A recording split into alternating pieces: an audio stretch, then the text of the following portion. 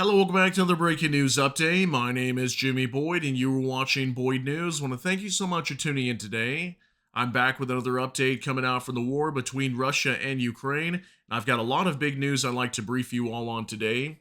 So we're going to start this video off talking about this war coming to an end some more, and I have a huge update regarding a peacekeeping contingent that could possibly be sent to Ukraine if we see a ceasefire between Russia and Ukraine in this war.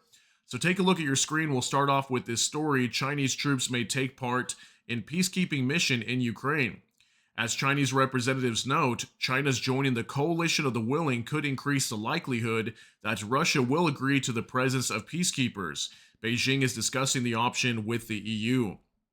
Okay, this is a very big update in this war, and this could possibly help end this war much sooner, as we know that Russia is not okay with NATO troops being deployed on the ground in Ukraine if we happen to see a ceasefire in this war. And also the coalition of the willing being created by Prime Minister Keir Starmer weeks ago.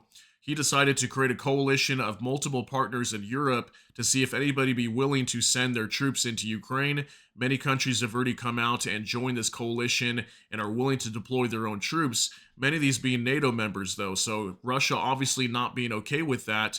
This could possibly be the solution if Ukraine is open to having Chinese peacekeepers on their soil in the event that we get a ceasefire. Okay, so very big update. We'll talk more about this today. I'll show you guys a new article coming out on Interfax Ukraine.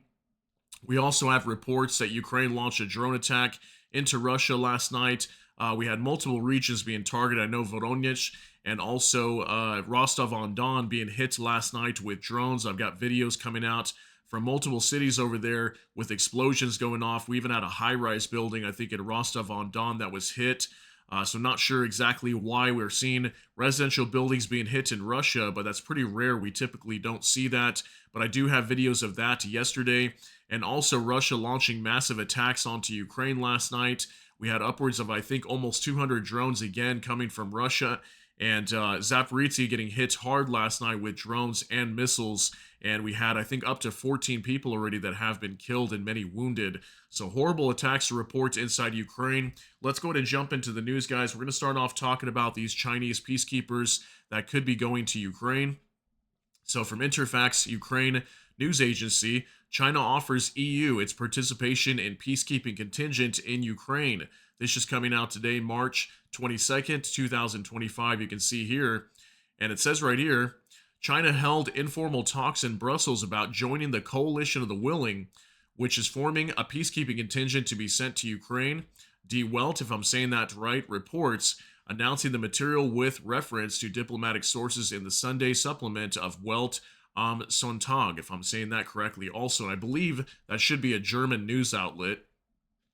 Diplomats from Beijing have appealed to the EU with a request to participate in the peacekeeping contingent in Ukraine. There's hope that China's participation in the mission will influence Russia. The newspaper notes, China, Die Welt wrote on Saturday, is apparently considering the possibility of participating in a possible peacekeeping contingent in Ukraine. Chinese diplomats in Brussels have expressed their opinion on whether such a step is possible and perhaps even desirable from the European point of view. According to diplomatic circles in Brussels, China's involvement in the coalition of the willing could increase the likelihood that Russia will agree to the deployment of peacekeeping troops into Ukraine. In any case, however, this is a delicate issue, the publication writes. Die Welt recalls the French President Emmanuel Macron has announced a new summit of supporters of Ukraine for next Thursday. We will hold a summit of the coalition of the willing next Thursday, Macron said on Thursday evening after the EU summit in Brussels. The goal for me on Thursday is, above all, a renewed and clear and perhaps a slightly more specific commitment to support Ukraine in the short term, he said. Ukrainian President Volodymyr Zelenskyy will also take part in the summit in Paris, Macron added. Both Macron and British Prime Minister Keir Starmer are ready to deploy peacekeeping troops in Ukraine in the event of a ceasefire between Moscow and Kiev, an idea that Russia has so far strongly rejected. Okay, so you can see here, obviously we know that Russia is not okay with NATO troops on the ground. There is some pushback also from certain countries inside of Europe. We know Italy, like for example, they're not open to sending troops into Ukraine, but the Italian Prime Minister, Giorgia Meloni, she recently proposed just extending NATO protection, NATO Article 5 protection, that is, over to Ukraine. even though they're not a NATO member. So lots of different proposals going around, and many countries being open to sending their own troops into Ukraine, but many of these being NATO members. Obviously, Russia's not okay with that. So this could definitely be a solution to help this war come to an end. And we'll see if Ukraine is open to that. It seems like they might be. And we'll see how things unfold as the talks are starting to move forward with the EU right now and China. Okay, so we'll talk more about that later. But we're going to jump on over to X now, and I've got some updates for you guys, and we'll start talking about these attacks inside of Russia and also in Ukraine. Then I've got numerous other updates of other events that have been taking place over the last few days. So from Max 24, drone attack on Russia and occupied Crimea, map from Drone Bomber. Okay, so we've got a map that came out yesterday evening showing the direction of a lot of these drones. You can see Voronezh region being attacked, Volgograd most likely, and Rostov. Okay, these were the three major regions that I know were coming under attack last night. We also had, I think, Magura V5 drones heading on over to Crimea. As these are purple, so these are probably different types of drones, I'm assuming, heading towards Crimea. So not too many reports coming out from Crimea if we had anything hit down there. But we know for sure in Rostov and Voronezh, we definitely had some explosions taking place. And I'm not sure what was being targeted in Volgograd. There is a major refinery over there that could have been attacked, but no official reports yet. And actually today, probably being one of the few days that we don't have any oil refineries being attacked or oil depots or just oil infrastructure in general inside of Russia.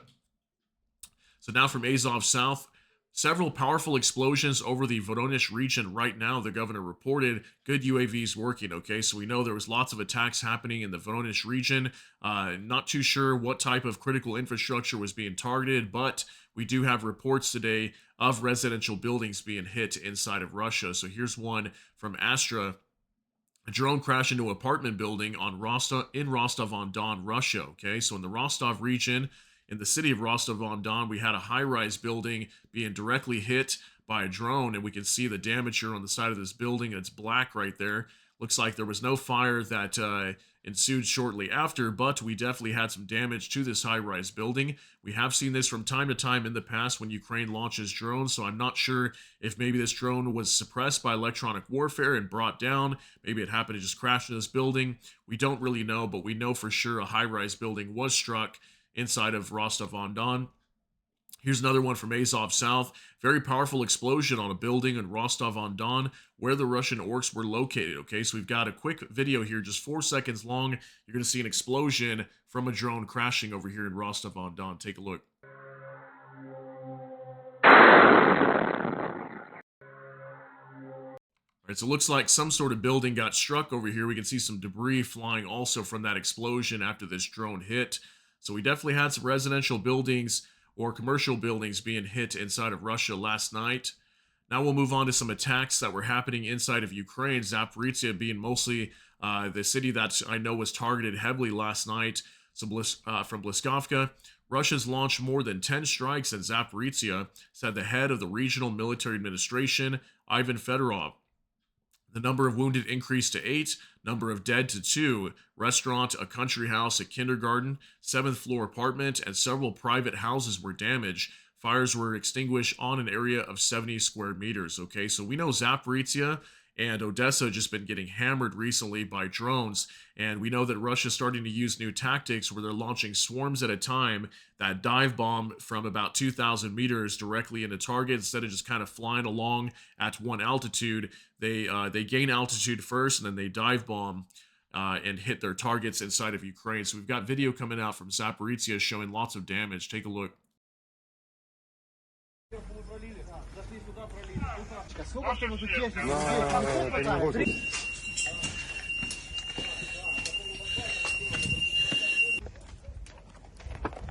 Вот сюда летит на угол, да.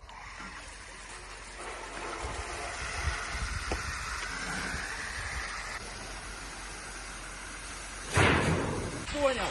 Когда приблизится сюда звено, мы сможем подать его прямо с крыши.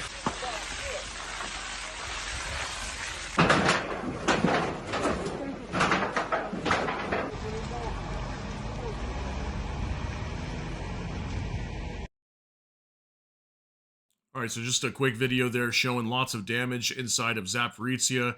Lots of drones attacking the city last night, and Zaporizhzhia has been getting absolutely hammered recently. So now we'll move on to Bliskovka. The number of casualties in Zaporizhzhia due to Russian missile strike has risen to 14, according to the head of the regional military administration, Fedorov. Okay, so we know that missiles were also targeting Zaporizhzhia last night, and 14 people being injured or killed in these strikes last night. Okay, so 14 casualties being reported here. So very sad to have to report that. Lots of innocent people losing their lives and being hurt in these attacks. Now from Kate from Kharkiv, Russia's attacking Zaporizhzhia right now. At least one of the apartment buildings in the city is on fire. Okay, so another short clip, 4 seconds long. We're going to see another strike over here inside of Zaporizhzhia. Take a look.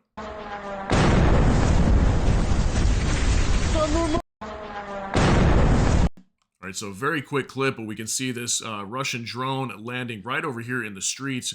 Might be some cars over there, but a massive explosion when this thing goes off. I mean, look at how powerful these Shahed drones are when they explode. And many of these have thermobaric warheads, and that's why the explosions are so large, okay? So very big video coming out from Zaporizhzhia.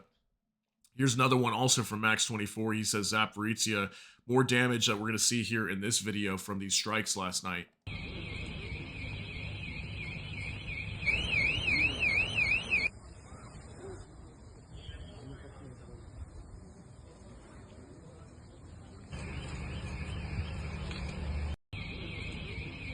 All right, lots of damage we can see here. Also, we've got homes being destroyed, businesses being hit, windows being blown out, doors being destroyed. I mean, lots of damage happening last night inside of Zaporizhzhia, so they definitely got hit very hard from this Russian attack. Looks like that was the main target. Here's another one from Bliskovka. Yesterday's Russian attack on Zaporizhzhia killed an entire family, reports the regional military administration. The bodies of the daughter and father were pulled out from the rubble. Doctors fought for the mother's life for more than 10 hours, but unfortunately, she died. 5 victims remain in the hospitals. 12 were treated for various injuries. Okay, so considering that there was rubble that was probably from that Russian missile strike, we know that at least one missile entered into Zaporizhzhia last night. So once again, Russia terrorizing civilians and destroying homes over here and directly hitting homes with missiles, causing people to be trapped under rubble, and unfortunately, an entire family was killed. So very sad information I have to report there to you guys, but I want you guys to be aware of it. Now for Max 24, Krasnoyarsky district of the Belgorod region. Okay, so this is an update coming out from this district here, Krasnoyarsky.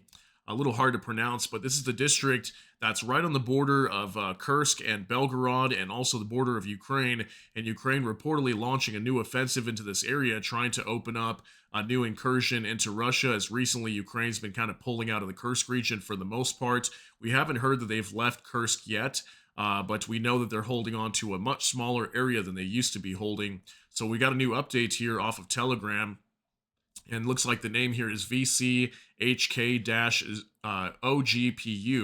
It says here, sources report that the Ukrainian Armed Forces offensive continues in the Krasnoyarsk district of the Belgorod region. Ukrainian military personnel continue to cross Russian Federation state border in small groups with varying success.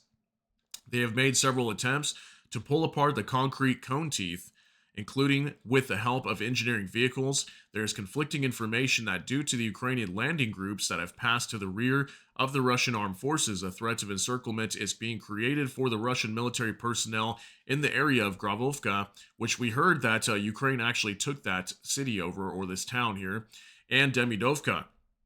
Up to 1,000 Russian military personnel are defending there, and their situation is assessed as grave with dead and wounded.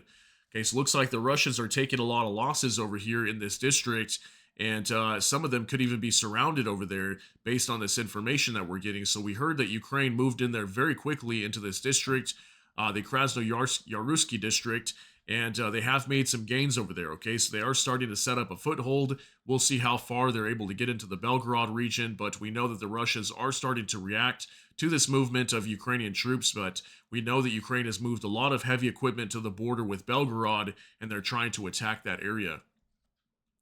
Now from next breaking, a massive fire reported on the Ukraine-Transnistria border near Russian-occupied territory. Cause unknown, tensions rising, details are still developing. Okay, so we had a massive fire over here. I'm not really sure why there's a fire over here, but I believe there's some like oil infrastructure located near the border of Transnistria. So I'm not sure if maybe that's what caught on fire over here, but it's right on the border with Transnistria, which is Russian controlled inside of Moldova. Okay, so take a look at this video real quick.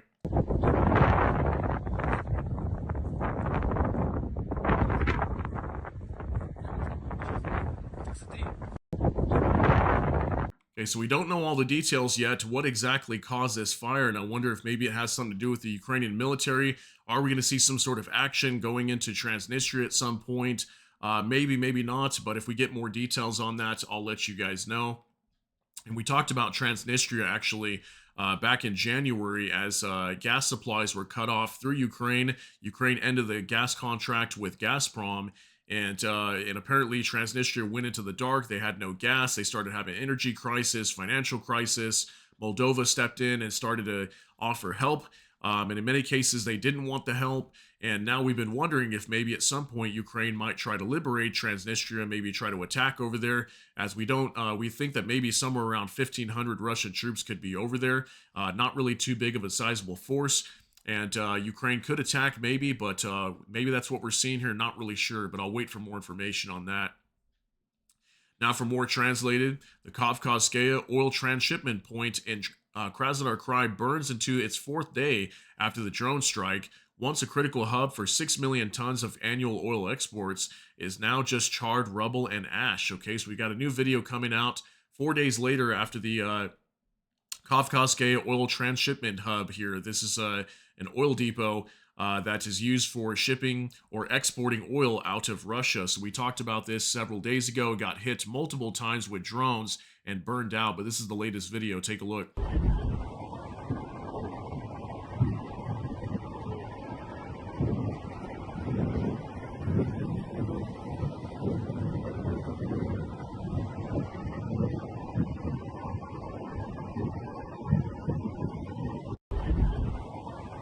Okay, so I showed you guys a video yesterday of this place completely on fire from one side to the other, and it looks like this place is completely destroyed, and this is a very important facility that's used for exporting oil, so that's definitely got to hurt Russia in some way, right? So that's the latest video coming out from there. Still on fire at this time.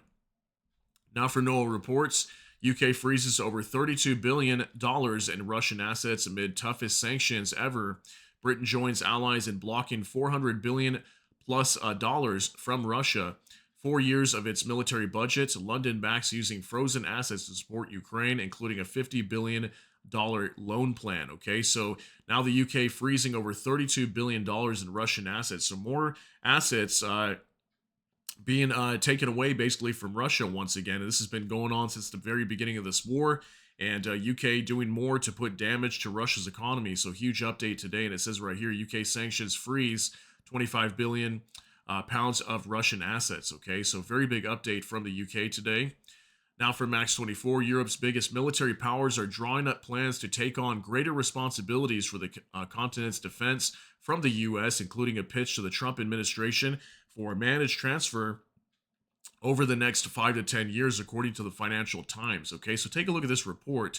European military powers work on 5 to 10 year plan to replace US and NATO. UK, France, Germany, and Nordics among countries engaged in formal discussions over a managed transfer. Okay, so does that mean that they would remove US from NATO? I'm not really sure exactly what that means. Maybe you guys can give me some more information on that. But this is more signs that Europe and the US are now starting to distance themselves. And we had a report yesterday that I showed you guys coming out from Donald Trump here. He was talking about this new F-47 fighter aircraft that the U.S. is going to start manufacturing soon. And he was basically saying that they'd be open to selling some of these aircraft in the future to U.S. allies for right now. But they would sell them like a toned down version, as maybe in the future they're not going to be their allies anymore. So it looks like under the Trump administration, the U.S. is going to be losing a lot of Western allies here very soon, probably over the next 4 years. While he's in office. Okay, so that's very big news today. And yeah, it looks like Europe is making some moves right now to replace the US and NATO. So huge news, okay, in the next 5 to 10 years. Now for next, the ceasefire agreement in the Black Sea could come into effect within the next week, Witkoff said. Okay, so we know right now that Russia and Ukraine are kind of agreeing somewhat, at least, on not attacking energy facilities. Maybe that's why we're not seeing that over the last 24 hours. Maybe it's finally starting to slow down now. But yeah, so Steve Witkoff now coming out and stating that as soon as next week, we could eventually start to see a ceasefire in the Black Sea also. So that means that Ukraine would most likely not be attacking Crimea anymore, or at least not their ships down there, and using Magura V5 naval drones. So that could be coming as soon as next week, okay?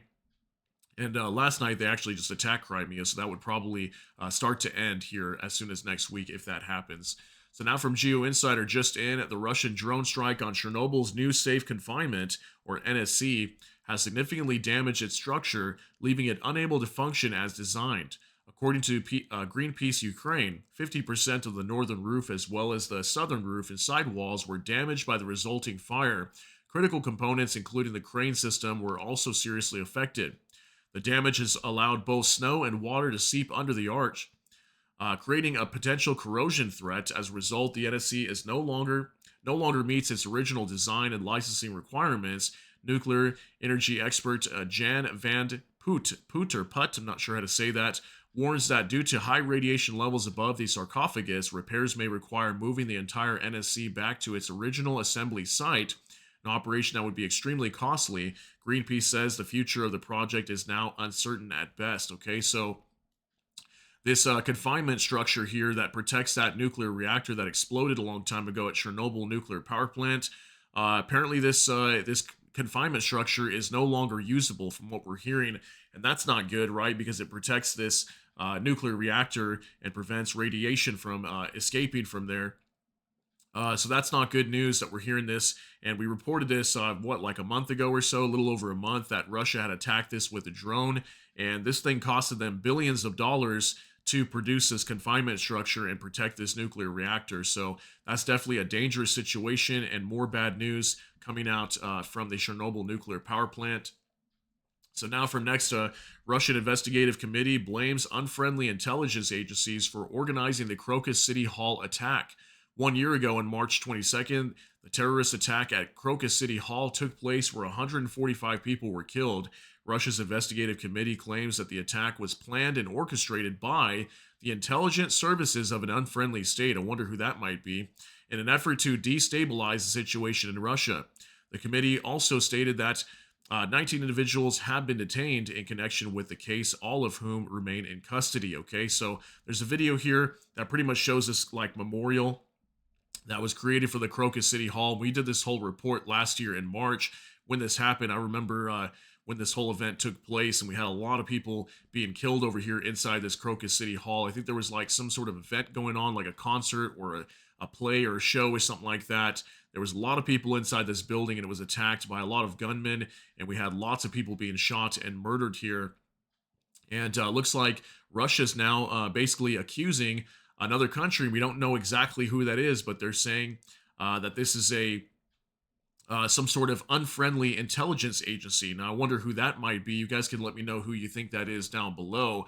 I was thinking maybe the U.S., but I'm thinking maybe it's another European country. As we know right now, the U.S. and Russia are kind of moving towards better relations, so I can't imagine Russia saying that it was the U.S., but who really knows here? It could be anybody that Russia is starting to accuse, and maybe they're going to want some sort of reparations or retaliation at some point for this attack. So that's very big news today. Now from Bliskovka, Volodymyr Zelenskyy arrived in the Donetsk region. Okay, new video coming out today. Volodymyr Zelenskyy, the president of Ukraine, was in the Donetsk region visiting some of the troops over there. Just want to show you guys this quick video, 50 seconds long.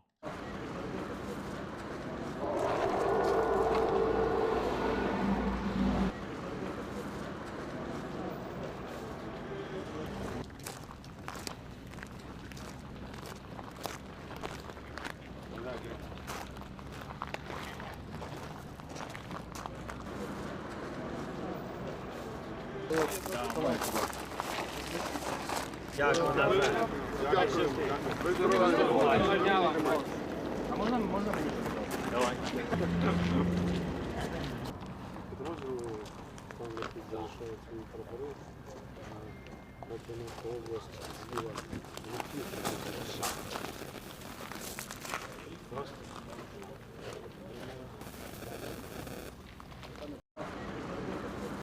All right, so we can see here Zelenskyy visiting the Donetsk region with his military troops over here, also paying his respects to some of the memorials that have been set up in this area. We know Donetsk region has been hit hard a lot, and the city of Pokrovsk right now is a major area where Ukraine is really trying to hold the Russians back. So this was just a new video coming out today of him visiting over there and assessing the situation of how things are going. Now from NOAA reports, Maxar satellite images reveal the aftermath of Ukraine's March 20th strike on military warehouses at the strategic Engels airbase. Okay, this was 2 days ago. Engels housed guided bombs, missiles, and explosive aviation bombs. So this was new Maxar satellite imagery showing the destruction of this ammo depot over here that we understood had X-101 or KH-101 cruise missiles stored over here. And it was a massive explosion that we reported. It was the whole mushroom cloud video that I showed you guys. So this is new satellite imagery that I put out for you guys on a community post yesterday here on YouTube. So just in case you didn't see that, this was new images coming out from here. And I have another update to show you also from Max24. And he says, I'll just leave it here. And you think, what kind of drones, he says, quote unquote drones, could have done this, okay? So take a look at this image that he's showing us here. Look at these two massive craters, okay? There were some reports that maybe missiles were being used to strike this place. And the only missile that we know of that Ukraine could possibly be using right now to attack this would maybe be the long Neptune missile that has a range up to 1,000 kilometers. And the Engels airfield is somewhere between like 600 and 800 kilometers away from Ukraine's border. So they could have maybe used this, as recently we saw it being deployed on the Tuapse oil refinery, which I think it flew somewhere around 600 to 800 kilometers also. So the fact that there's giant craters here could possibly indicate that maybe missiles were being used to attack this place. And a video that I did show you guys on that day was a village nearby caught the explosion, and you don't hear any kind of drone coming in. You definitely just kind of hear all of a sudden a massive explosion. So I guess it's possible maybe that missiles were being used to target this, and this could possibly be the evidence of that. So you guys can let me know what you think. So now for Max 24, Kafkazskaya, the oil pumping station. So this is that same pumping station we talked about earlier during the video. Just had another quick video to show you guys real fast of this thing still on fire 4 days later, okay? So it looks like they probably got the fire out for the most part based on that last video that we saw, at least part of it on one side of the facility, but we know it's still burning at this time. All right, so now for Max 24, France has called on the EU to use a powerful tool against the US for the first time, according to Bloomberg. This measure could include restrictions on trade and services, as well as certain intellectual property rights, foreign direct investment, and access to government procurement. Okay, so yesterday, this lines up with a story that I showed you guys. I had a story yesterday that French President Emmanuel Macron was expecting to clash with Donald Trump, okay, the U.S. president, in some sort of way. Now, maybe is this story relating to that? It could be, it could not be, but I thought it's interesting the timing of this coming out, as yesterday I reported to you guys that French President Emmanuel Macron right here was expecting to clash with Trump in some sort of way, and probably their relations were going to degrade. So maybe this is the plan here that France was thinking about. That's going to create some sort of issues between France and the U.S., okay? So you guys can let me know what you think on that, too. We could probably be talking about that more next week. Now for Max 24, and he has a picture here on Telegram that is from Chapisky Veteran, and it says the Ukrainian Armed Forces used American MGM-140 ATACMS on the territory of the Belgorod region, okay? This was being reported yesterday. You can see here March 21st. Now, I haven't seen any official confirmation of this, but apparently some of the Russians on Telegram, they were stating that Ukraine apparently fired ATACMS. So last we heard, Ukraine was out of ATACMS, but generally whenever we hear reports like that, we'll hear that Ukraine is out of Storm Shadow or ATACMS. Soon after, we start to see Ukraine using them. So I don't know for sure if Ukraine is completely out of them, but apparently some of the Russian forces were reporting in the Belgorod region that Ukraine reportedly had fired one. Now, again, I don't have complete confirmation of that, but maybe we'll get that information here over the next day or so. But maybe we could have seen ATACMS being used once again, which we have not heard that in a while. Now for Bliskovka, Air Defense Forces of Ukraine destroyed 100 out of 179 Russian UAVs. 63 Russian imitator UAVs were lost locally without negative consequences. Okay, so you can see a lot of drones going into Ukraine once again last night, 179. That's a lot of drones attacking into Ukraine, and we can clearly see one of the major cities that was hit was Zaporizhzhia. We can see a lot of damage there just today from the videos coming out, okay? So there's your latest update on drones entering into Ukraine. Now, our final update of the day, the Kyiv Independent. These are the indicative estimates of Russia's combat losses as of March 22nd, according to the Armed Forces of Ukraine. So here's our last update of the day. Russia's losses as of March 22nd, 1,210 troops, 20 AFVs, 166 vehicles and fuel tanks, 9 tanks, 96 artillery systems, 258 UAVs, 3 MLRS, and it looks like that is it. Okay, guys? So right around the same amount of troop numbers in terms of casualties here. So 1,200. We've been seeing right around 12, 13. Vehicles and fuel tanks starting to really creep up again, closer to 200. We were seeing much lower recently. Yesterday, I think it was even like 170 or so. So still a lot of vehicles and fuel tanks being destroyed. 20 AFVs. 9 tanks today, about average. Usually see about 10 to 13. And then this artillery system number is absolutely huge. Again, I think yesterday, I forgot what number we were at. We might have been over 100, actually. I think it was like 103 yesterday, wasn't it? So a lot of artillery systems being destroyed recently over the last few days, and I wonder why that is.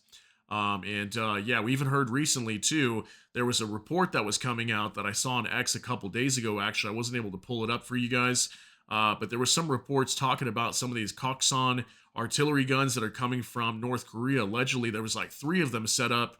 I think it might have been in the Kursk region or somewhere, and they were allegedly destroyed. And that was the first time we had confirmation of those Koksan artillery guns being destroyed. So maybe that's a lot of these that are being hit and blown up.